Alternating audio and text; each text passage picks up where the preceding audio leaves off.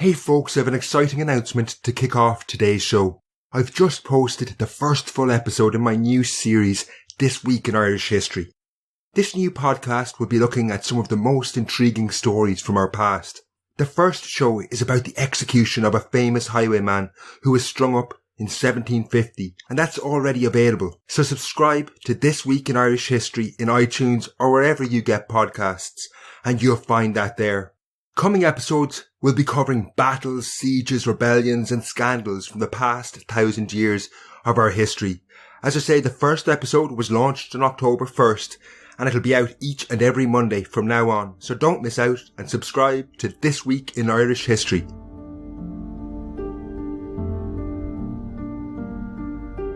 Hello and welcome to the Irish History Podcast. My name is Finn Dwyer and this is the Forgotten Famine of 1847-48. Many histories of the Great Famine refer to it as a famine of 1847. Now it is true that Black 47 was one of the years of greatest suffering, and the famine did start to ease in some parts of the island in the following years. However, as you are about to hear in this show, the famine was far from over in 1847. This episode focuses in on one area, Clifton in County Galway, where the famine in 1848 was arguably even worse than it had been in Black 47. This episode also looks at who was responsible, how the British government created the illusion the famine was nearing an end, and why they would do this. We will also look at the struggle for survival in Clifton, where people were pushed to the extremes and indeed far beyond into the realms of what is the greatest of human taboos, cannibalism. This podcast took an awful lot of research with countless resources, newspapers, archives, letters, academic journals and British parliamentary papers among the various sources that I used. But I want to mention one book in particular which was central to my research, and this is Kathleen Villiers-Tuhel's excellent study of the famine in Connemara called Patient Endurance. Also, a big thanks to listener and nutritionist Janet Johnson in Kentucky for her expert advice on diet and the effects of famine. The days and days of research required to make this show are only possible through the support of listeners who have become patrons. For their support, they receive early access to the show, episode guides which list the sources I used and have the text of each episode in them, bonus podcasts, and if I'm doing anything new, I try and consult patrons as far as is possible. So, for example, we kicked around ideas for my new upcoming podcast series over on Patreon before I announced it. In fact, the title, This Week in Irish History, came from a listener on Patreon. You can become a patron really easily. Just go to patreon.com/Irish podcast. That's Patreon, patreon.com/Irish podcast. Each and every patron also gets a personal thank you in the show, and this week I want to thank Alex Allen, Jim Maguire, Alex Soliloquy, Jessica Reid, Ali MacS, Michael Grow, Kathy Chapman, Mary Gill, Tom Gearan, Tom Meldrum and William J. Murphy. Thanks folks, your support means so much. It's no exaggeration to say that an episode like this one simply wouldn't be possible without you. Now to the show at hand. We begin in Dublin in 1847 with the arrival of a very important person in the city.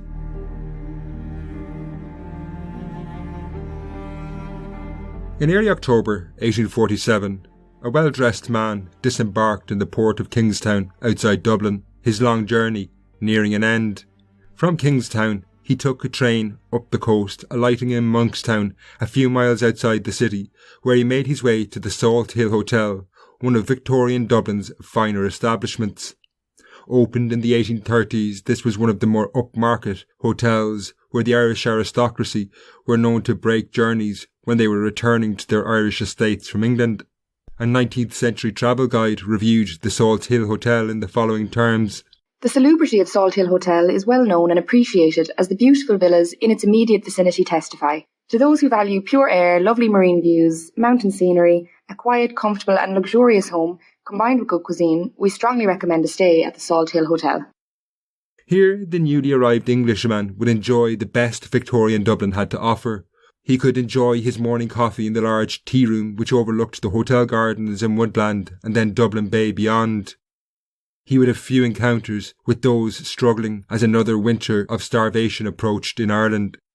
Perhaps the only intrusion on his serene view in October 1847 was the stream of ships leaving Dublin Bay carrying hundreds of desperate famine refugees. During his stay, this Englishman, when he left the hotel, never ventured too far. He was in Ireland to work, and over the course of his visit he attended meetings in Dublin Castle, where the British administration was based, and enjoyed working dinners in the Viceregal Lodge in the Phoenix Park, the residence of the Lord Lieutenant of Ireland. Aside from what were, at most, passing glimpses of starving people from his carriage window, the famine was far removed from his direct experiences. However, the same could not be said for the work that brought him across the Irish Sea. Indeed, he, as much as any individual could, was shaping how the Great Famine developed. This English visitor was none other than Charles Edward Trevelyan, and he had come to Ireland at what was a critical juncture to oversee the implementation of the latest British government policy on famine relief. Trevelyan is viewed in Ireland today in an almost satanic light, which actually obscures the role he played during the Great Famine. He was neither a politician nor an Irish landlord, but in fact a civil servant, but a very powerful and influential one at that. As Assistant Secretary in the Treasury, he wielded huge influence over famine relief policies in Ireland. He, along with his superior, the Chancellor of the Exchequer, Charles Wood, had been among the most vociferous advocates of free market solutions to the Great Famine. They had cast aside traditional, and it should be said effective, famine relief measures in favour of untried and untested free market economics. The results of these, as we have seen in previous episodes, were disastrous. Indeed, they had been scrapped in early 1847 and replaced by soup kitchens. However, in the spring and summer of 1847, the British government, keen to return to a policy of minimal intervention, had drawn up a new plan. In a nutshell, this policy was designed to extricate the British government from the whole business of famine relief in Ireland. Much in the way that one would close down a shop that was struggling to make money, they decided they were going to call time on the Great Famine, to say it was more or less over. This would allow them to massively scale back on what they were spending on famine relief in Ireland. To this end, soup kitchens, upon which millions depended, were set to close in September 1847, as were the fever hospitals being run by the government. After this, they argued that Ireland's 130 poor law unions, essentially local welfare organisations, would be able to handle any remaining people who still needed aid. Given these poor law unions were funded by poor rates, local taxes collected in each union in Ireland, the British government would be no longer involved to the same extent as they had been. Trevelyan and Wood did accept that there were some exceptions where the local poor law unions would struggle to handle the last remnants of the Great Famine as they saw it. So, of the 130 unions across Ireland, they earmarked 22 along the west coast as distressed. These distressed unions would be given external aid from the government, but only when the poor law system could no longer fund relief. They had to completely exhaust local resources first. Now this might have worked, except for one major hitch. That is, the Great Famine was clearly not over, or even near coming to an end in late 1847 or early 1848. Nevertheless, the government were determined to push ahead with their proposals, and Lord John Russell, the Prime Minister of the day, dispatched Charles Trevelyan to Ireland to liaise with officials in Dublin about how their plans would work. In the city, Trevelyan had numerous meetings with various officials, from the Lord Lieutenant, the Earl of Clarendon, to poor law officials who now had a huge responsibility given they were tasked with overseeing a system charged with all famine relief. In conjunction with Charles Trevelyan, these officials bulked up the poor law apparatus, creating 22 poor law inspectors, one for each union described as distressed, where the government accepted they would have to intervene. These inspectors would closely monitor events in these areas, overseeing the distribution of aid and the collection of poor rates. However, measures like this could not alter the root of the problem facing Ireland. No matter what the government desired, the Great Famine was not over, and the poor law system, no matter what was done to it, could not feed all the people who previously had been receiving rations in soup kitchens. However, this was no surprise to Charles Trevelyan when he arrived in Ireland. Indeed, long before he ever set foot in the country, He, along with most senior British government figures, were well aware that the famine was not coming to an end. Their claims that it had been were developed earlier in the year and based on two assumptions, neither of which had materialised. The first of these anticipated 1847 would see Irish harvests return to somewhere near normality, while the second argued that the massive increase in food imports over the previous year would bring the appalling hunger to an end. Firstly, the notion that Ireland would see anything close to a normal harvest in 1847 was never anything other than an illusion. While the last remnants of what would be a very poor harvest were being gathered when Charles Trevelyan arrived in Dublin, this had been predicted by many since the start of the year. Successful harvests are based on work over the course of at least 9 months, and in the crucial winter and early spring of 1847, farm labourers, the engine of the rural economy, hadn't been working on the land, but instead had been toiling on the government public works scheme, which was the only way they could earn money to survive. It was inevitable, therefore, that the harvest would be poor. And it was. The second issue was less clear-cut, and this related to the scale of imports into Ireland in 1847. The terrible starvation of 1846 had been caused by chronic food shortages. The government had imported very little food, while at the same time, following their free market principles, they allowed merchants to export that year's harvest. The situation was different in 1847. While exports had continued, vast quantities of cheap grain began to arrive in Irish ports. In fact, through 1847, Ireland became a net importer of food, meaning more food arrived in Irish ports than left them. Naturally, the price of food fell dramatically. However, despite government claims, this was not reason enough to proclaim the Great Famine over. Most famines are not caused by a lack of food. Amartya Sen, the Indian academic, has pointed out that famines are frequently caused by an inability to access the food that is available rather than there being no food at all. And in Ireland from late 1847, this was clearly going to be the case. Even though there were large quantities of food available, this didn't mean the poor would be able to buy it, even if it was going to be cheap. It was, after all, the property of private merchants, and they certainly were not going to give it out for free, and the poor had no money whatsoever to buy it. There was also a hidden knock-on effect to these imports. The drop in the price of food hit Irish farmers who grew oats and other grains hard and plunged them into great financial difficulty. This undermined the entire basis of the new plan Trevelyan had arrived in Dublin to implement. This plan argued that poor rates, the local taxes that funded poor law unions, would be enough to pay for famine relief if any cases of starvation persisted in the following winter. But the same farmers that saw their incomes dwindle after the arrival of cheap grains in Ireland were the very people expected to pay this tax. Ireland in late 1847 was now in a catch-22. High food prices on the one hand meant starvation. However, low food prices now meant farmers couldn't pay poor rates to fund famine relief through their local poor law unions. Outside intervention from the British government was clearly needed. However, this was not going to happen.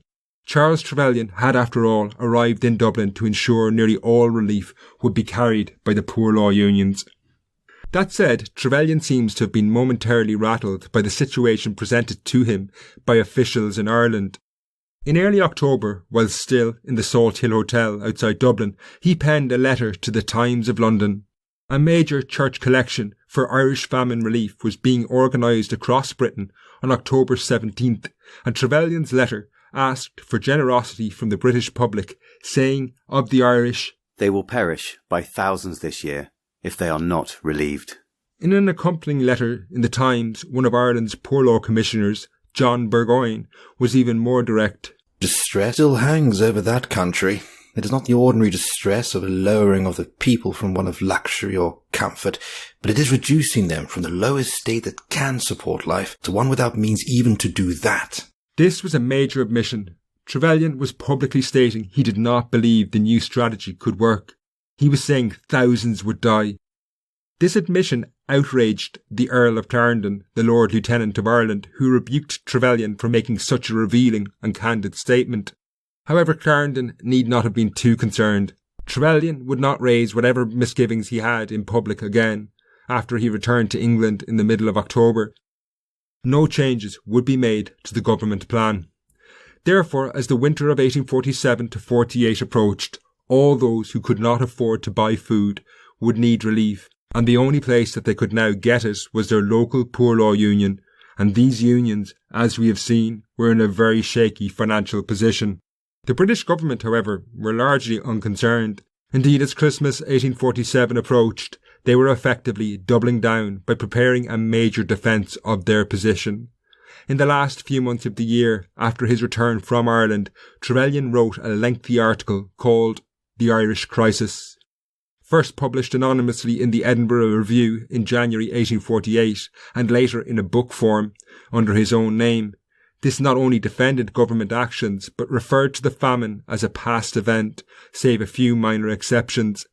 Indeed, when the Times newspaper published an early review of the article on December the 21st, 1847, they summarised it as the first attempt at a regular and comprehensive history of the terrible passage from which Ireland and this country have not entirely emerged. Saying Ireland was not entirely emerged from the Great Famine was a terrible misrepresentation of the situation on the ground. But Trevelyan's article was not just an error. This was in many ways a statement of intent from the British government. They had little or no interest in the famine from now on. This was clear from the Irish crisis because while Charles Trevelyan may have been the main author, several leading political figures in Ireland and England, including the Prime Minister, Lord John Russell, were all involved in the drafting of the document. While these people sat down to their dinners on Christmas Day, satisfied that their job was done, Ireland was facing another terrible winter, but now on its own. Next, we will travel west to the Poor Law Union of Clifton in Connemara, County Galway, and get a feel for the place before we see exactly how the plans laid down by the British government were having a terrible effect on the ground in Ireland.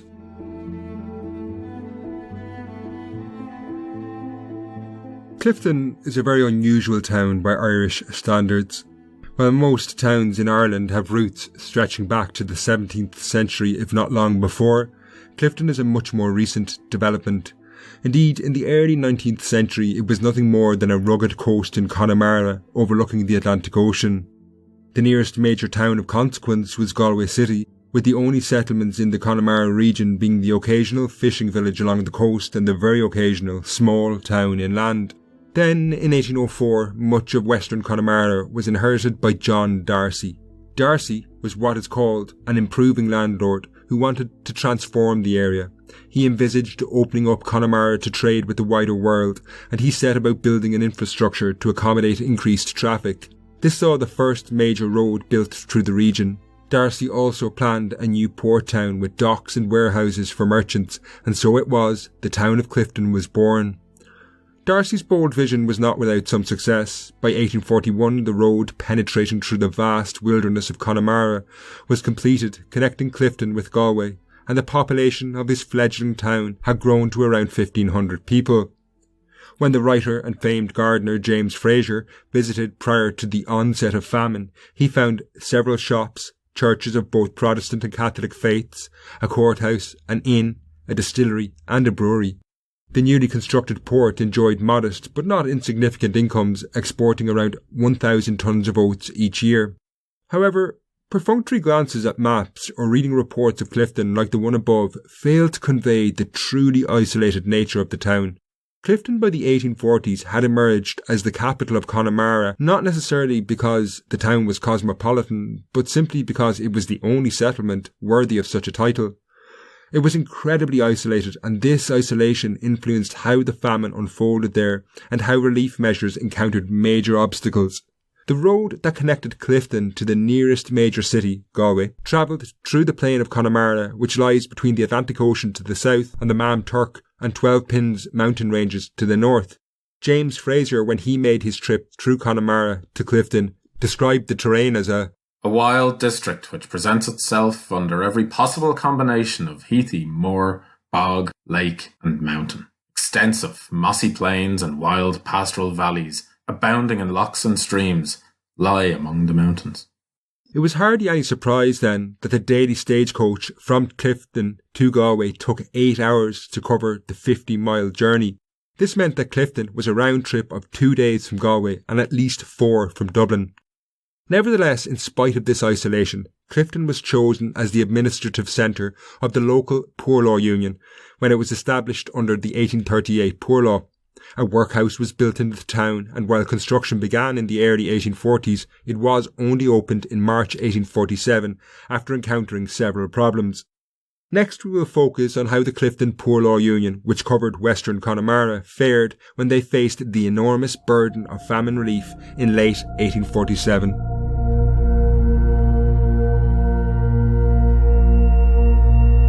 There's no question that Connemara and Clifton were always going to be hard hit by the Great Famine. And when the Quaker, Joseph Crossfield, reached the region in 1847, he found western Connemara in dire straits. He explained the situation. Hitherto, the people have lived upon potatoes.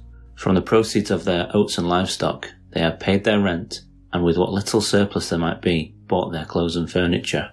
Now I find their potatoes gone, what scanty crop they had gathered and eaten up with the oats. The spread of the famine plague is rapidly levelling all localities. In short, the population of this barony must die or be kept alive by either public or private relief.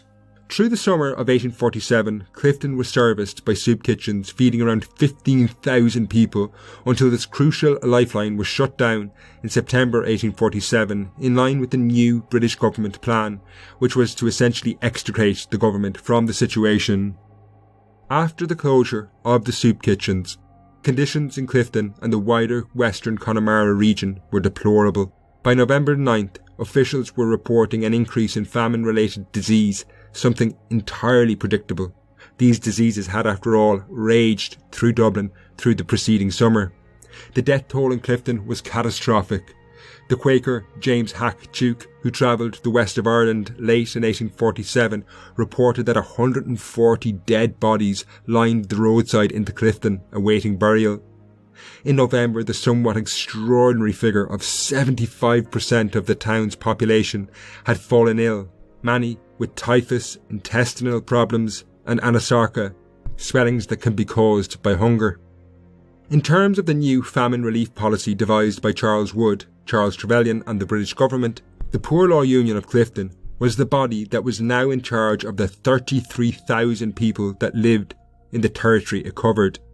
The task facing this Poor Law Union was gargantuan, given that within 6 months around half of these people would be dependent on them for their very survival. However, it's hard to envisage an organisation less suited to the challenges that lay ahead. The Board of Guardians, who oversaw the running of Clifton Poor Law Union, was not comprised of people with experience in famine relief, but instead it was a volunteer group from people who lived in the union. They were not paid for their work, and most of the members had a limited interest in the day-to-day activities of the Poor Law Union. For many, their primary concern was the poor rate, the local tax which funded its activities.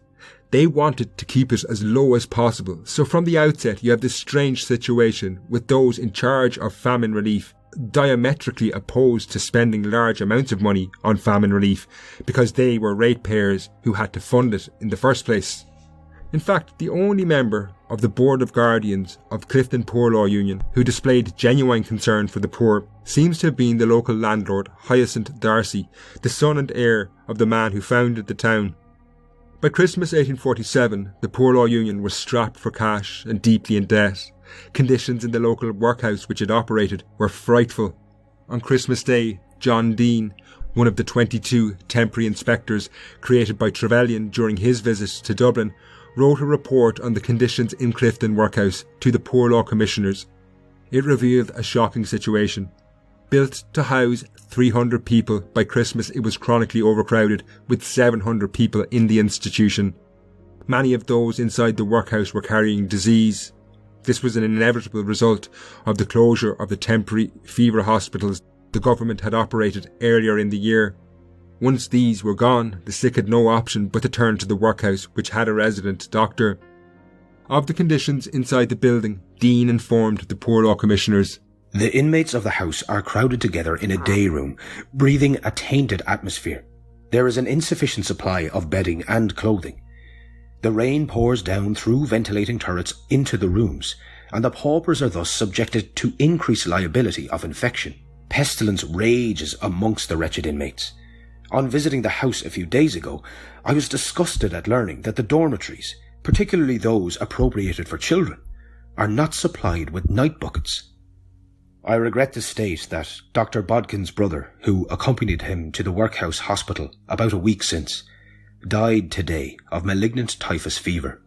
It should come as no surprise that the death rate inside the building soared in early 1848.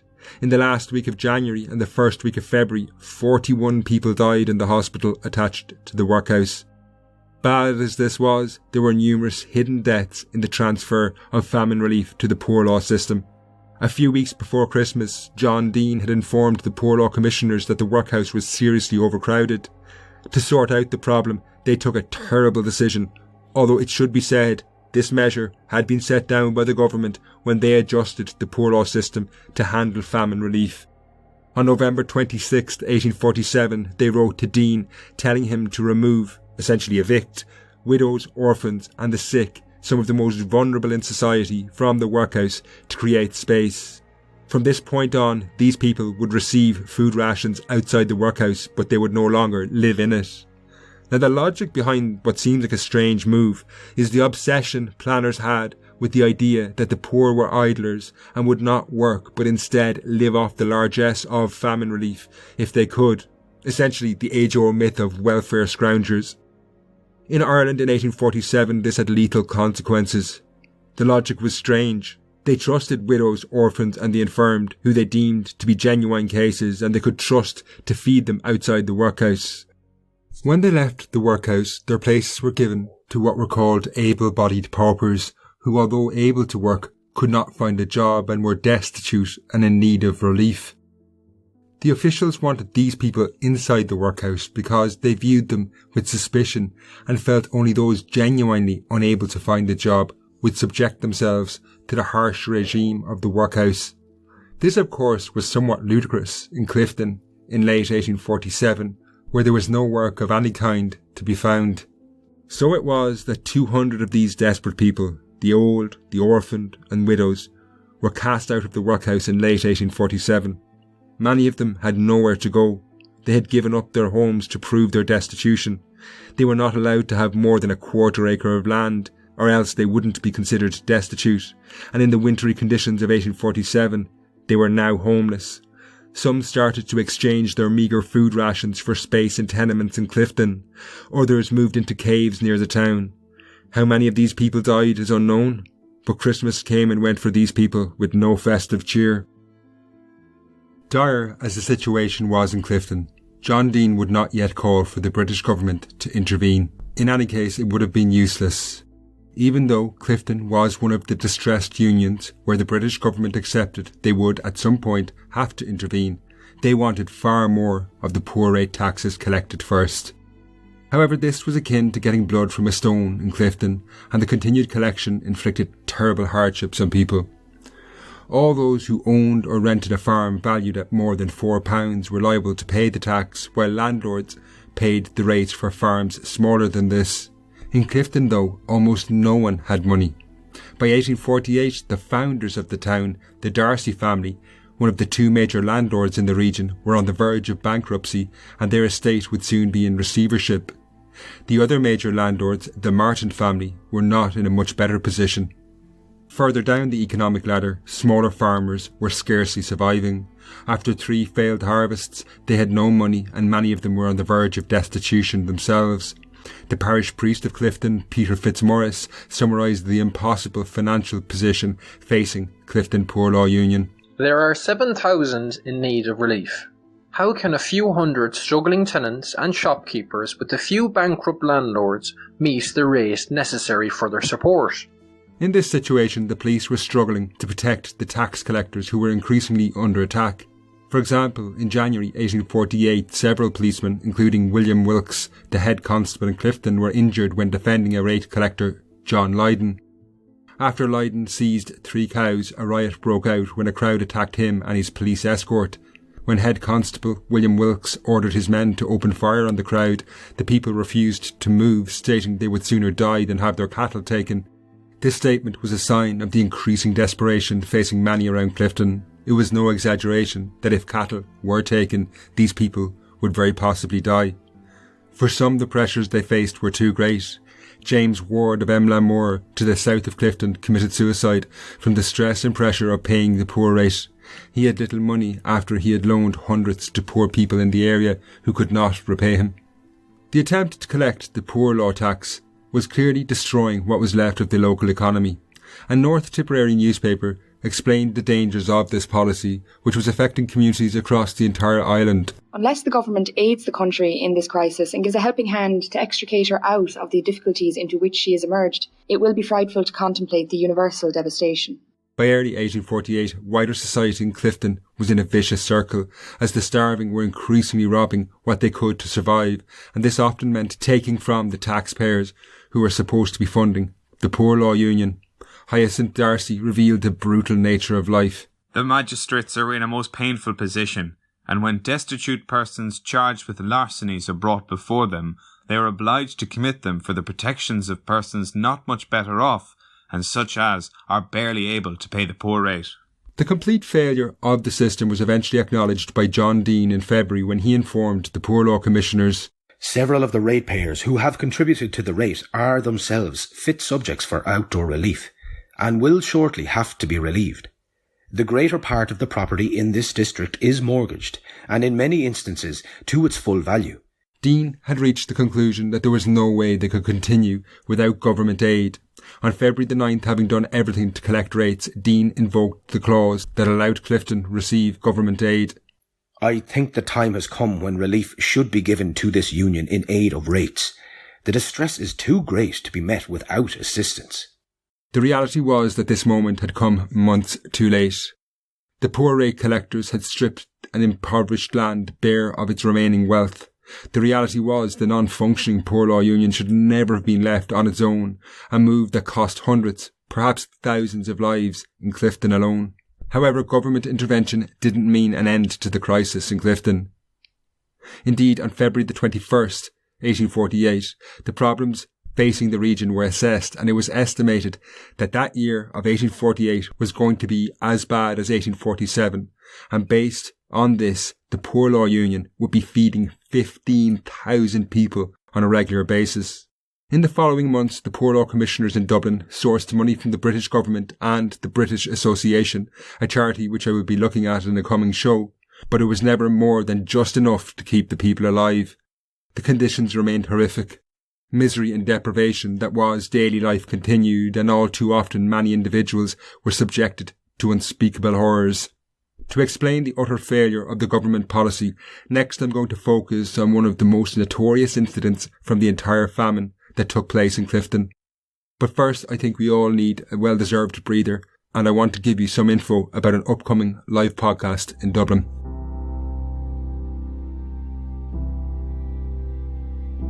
So lots of you will be aware that the Dublin Podcast Festival is happening around the time this show is released, so it's kicking off on September the 26th and lasts until October 16th. There are dozens of really cool shows on over the next 3 weeks, and I'm delighted to be doing a live podcast myself in a double bill with Mother Folklore. This is on October the 10th in the Sugar Club, Leeson Street in Dublin, and promises to be a really great night. I'm going to be talking about lots of stuff they never taught you in school about the Great Famine. Now you can get tickets to this at ticketmaster.ie. That's ticketmaster.ie. Hopefully I'll see lots of you there on October 10th.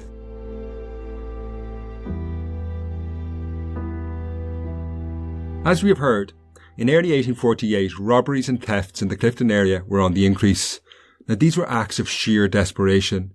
For example, on February the 3rd, a foal belonging to Anne Keneally in Derrygimla went missing. It later transpired that Michael Ward and Ellen Riley, described as wretched-looking creatures, were seen chasing the foal and subsequently killing it. This instance of eating animals, such as horses, previously considered beneath human consumption, was becoming increasingly common. People were also eating other meat considered taboo, such as donkeys and dogs. It was clear starvation was driving people to their wits' end.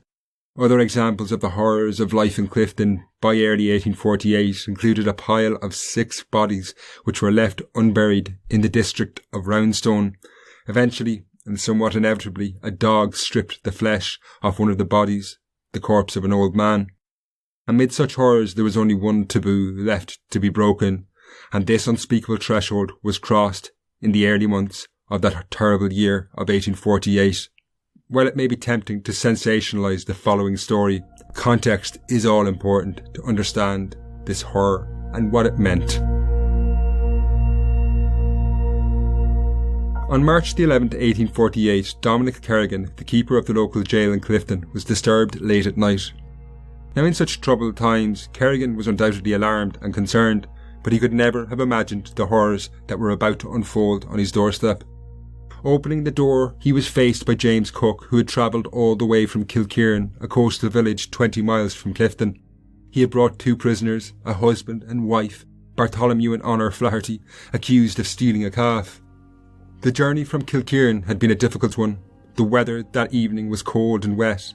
In 1847, the American writer Antoinette Nicholson had travelled a similar route through Connemara, heading to Clifton, and even Nicholson, healthy and well fed as she was, had to stop on several occasions because, in her words, "The wind was so strong in my face that walking was almost impossible." The prisoners, Bartholomew and Honor Laherty, were lying in the back of Cook's cart and had been exposed to the elements during the entire trip, which had lasted hours. They were emaciated. Honor was barely conscious, and in a brutal display, James Cook grabbed her, in the words of Dominic Kerrigan, like a dead sheep, and hauled her from his cart, dumping her at the door of the prison. Kerrigan, a compassionate man, brought Honor into the constable's day room, but it was too late to revive her, and she died. The journey and the terrible treatment were a step too far for her weary and weakened body. Her death brought an end to what had been a horrific struggle of endurance that had been the final months of Honor's life. Later inside Clifton jail, the keeper, Dominic Kerrigan, interviewed Bartholomew, her husband, and he revealed the gruesome details of his family's plight. Bartholomew and Honor had 4 children, Martin, Mary, Pat and Margaret. They were from the small fishing village of Kilkieran, located in the Roundstone district, one of the worst affected areas in the entire Clifton Poor Law Union. Desperate, the Laherty family had been in Clifton workhouse before Christmas, but had left by December 9th. After this, they were given outdoor relief in the form of ground maize, which they could cook. However, in the following weeks, the entire family, Bartholomew, Honor and their children, were struck down with disease. Tragically, 3 of the 4 children, Martin, Mary and Pat, all perished. Then on March 10th, as we have seen, they stole the calf from James Cook. Cook had caught the family, now reduced to the parents and their only surviving daughter, Margaret, huddled underneath the calf skin in their house. While animal hides are used as blankets, this is only after they have been treated. The smell alone from the untreated, decaying hide would have been overpowering. However, the Lahertys had seen far worse. In Clifton jail, Bartholomew told Dominic Kerrigan that before he stole the calf, Honor had been reduced to eating the flesh from the legs of 2 of her own children who were buried in the back garden of the house. The whole story shocked Kerrigan, and an account of the incident reached the Poor Law Commission in Dublin through a letter from John Dean. They demanded an investigation, and a team, including a local doctor, was sent to Kilkieran to investigate. They went to the rear of the house, and sure enough they discovered the bodies of 2 of the Laherty children.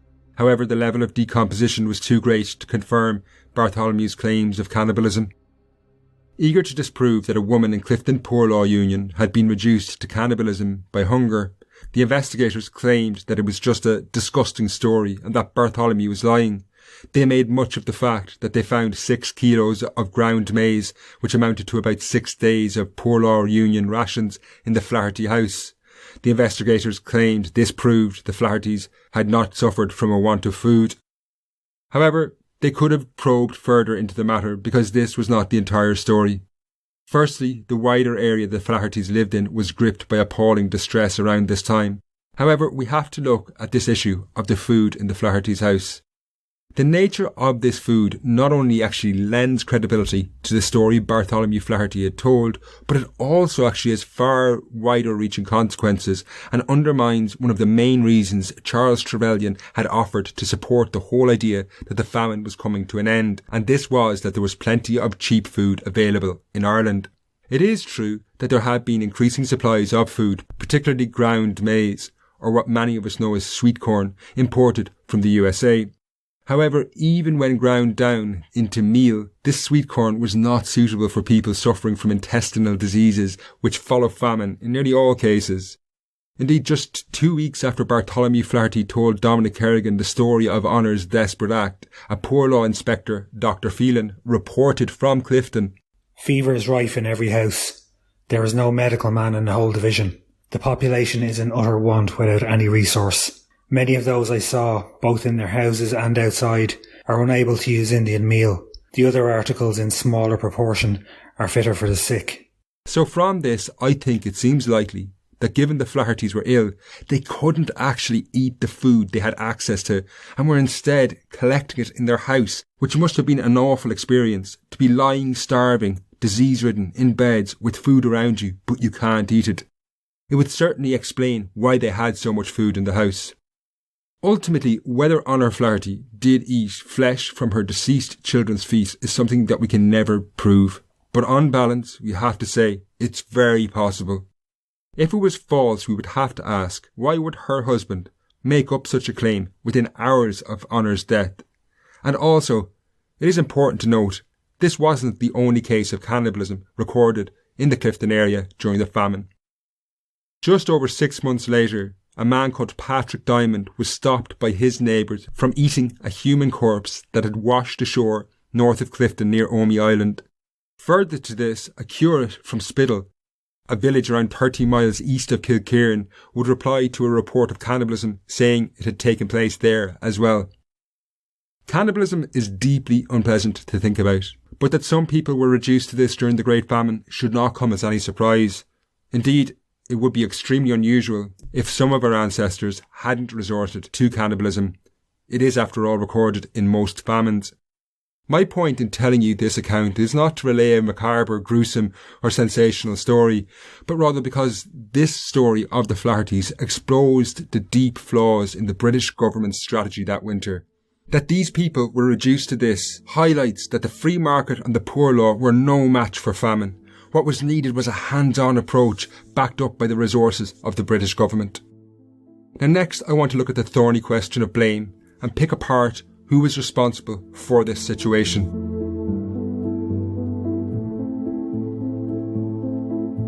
In my mind, no matter what way you analyse the situation that unfolded in Clifton, there can be no doubt that the British government are the ones who bear the primary responsibility. There were numerous warning signs that the famine was not, and indeed could not, come to an end in 1847 without major government intervention. It was clear the poor would struggle to buy food at any price, particularly in the West, where there was no hope of getting employment. Their actions threw huge responsibility onto Clifton Poor Law Union and on scores of other poor law unions across the country, who were clearly going to struggle from the outset. Ignorance on behalf of the government was no excuse. By autumn 1847, they, at the highest levels, were completely aware of the situation in Ireland. The Lord Lieutenant of Ireland, the Earl of Clarendon, had written to the Prime Minister, Lord John Russell, stating bluntly, "Ireland cannot be left to her own resources. They are manifestly insufficient. We are not to let the people die of starvation." Russell did not change his policy. This was compounded by local dynamics, and Clifton's isolated position was certainly a factor that made distribution of relief more difficult than other parts of Ireland. For example, John Dean in his report on Christmas Day stated, "The difficulties I have to meet are inseparable from the locality in which the workhouse is placed in the Union, so distant as it is from towns where the Guardians could supply themselves with materials and contractors for executing necessary work." The British government might have been able to use this as an excuse in 1846 perhaps, when they were adjusting to the first year of major intervention, but by 1848, for a country that boasted the greatest navy in the world, isolated parts of Ireland, which is ultimately a small island beside Britain, should have been no obstacle.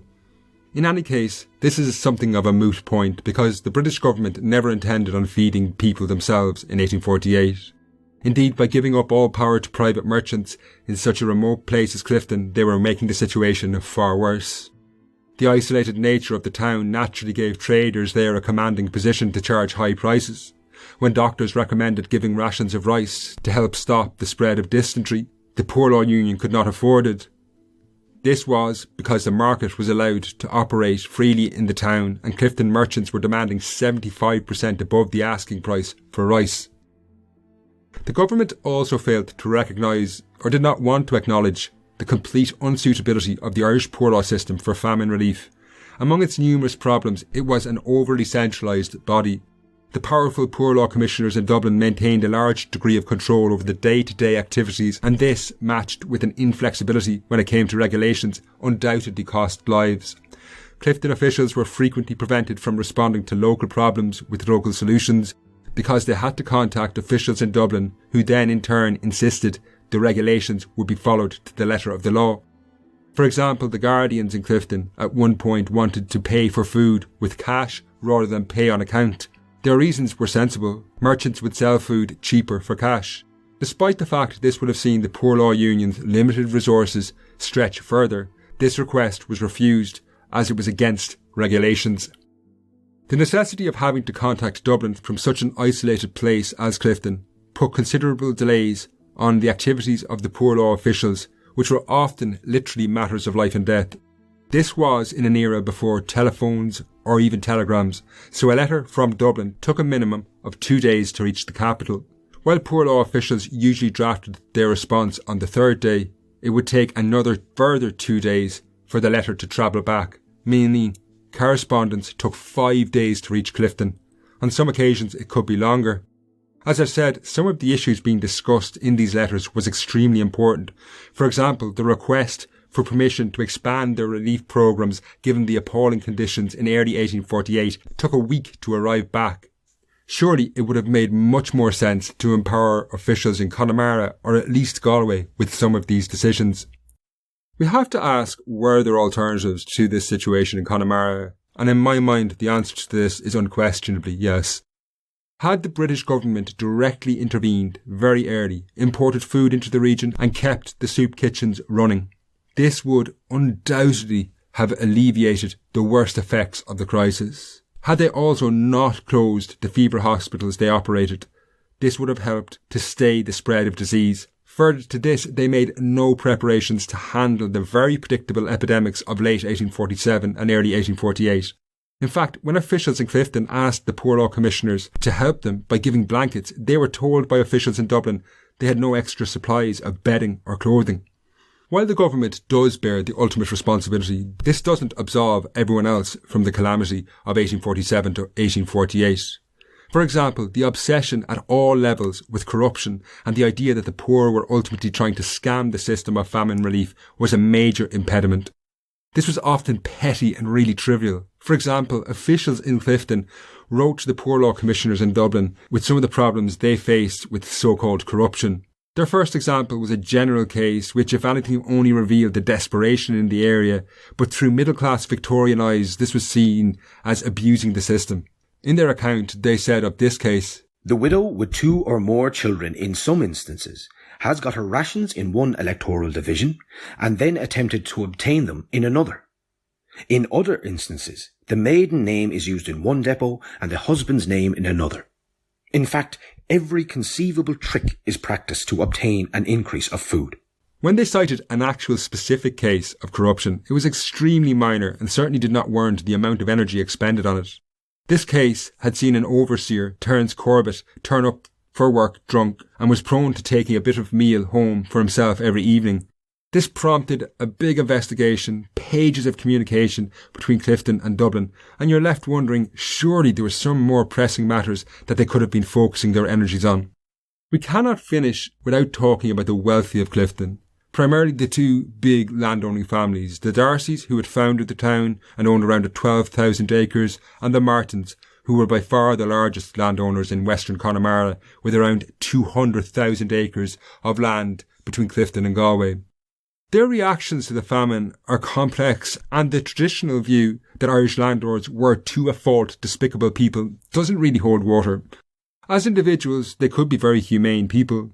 Hyacinth D'Arcy diligently worked on the local Board of Guardians through late 1847 when most shirked their responsibilities, and he did his best to keep the poor law functioning in late 1847. This was dangerous work. 2 doctors working in Clifton workhouse died within a few months of each other, one on Christmas Day 1847 and the other a few months later in early 1848. That said, when the Poor Law Union wanted to buy land near the workhouse to grow vegetables, D'Arcy tried to exact a very high price for that land. Now, the other major landlords in the area, the Martin family, paid heavily for their famine relief efforts. In 1847, Thomas Martin, the owner of the 200,000-acre estate, died after contracting fever when helping his tenants. His final words were supposedly, "My God, what will become of my people?"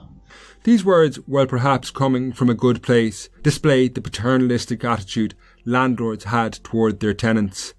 They viewed themselves as father-like figures who needed to take care of their childlike tenants, and as children they could not be entirely trusted, an idea that pervaded throughout all famine relief and the entire poor law system. While individual landlords acted with humanity, as a class they responded despicably during the famine. Generally speaking, they resisted all attempts to pay for famine relief, and it was their representatives in the British Parliament who had brought forward the legislation to set the test of destitution at a 1/4 acre of land, a move that cost countless lives. Now, before I conclude, I think it is important to say that the situation Clifton faced was by no means as severe all across Ireland. Indeed, in 1848, the famine did begin to ease in some parts, particularly where work was available. However, the story of Clifton certainly highlights a situation that was prevalent across the West and in parts of the Midlands, and was certainly affecting millions to varying degrees. The events that took place in Clifton through the winter of 1847 to 48 unquestionably proved the famine was not over, and that the actions of the British government to withdraw from famine relief had had terrible consequences. It also illustrated how the poor law was totally inadequate for famine relief. Its financing could only function in wealthy areas where people could pay poor rates, which by 1848 obviously correlated with areas where the famine was not as serious. In the next show, we will be looking at generosity and charity, and focusing in on what is a forgotten hero from the Great Famine. In the meantime, don't forget to subscribe to my new show, This Week in Irish History, which is in iTunes or wherever you listen to podcasts. Until next time, Slán.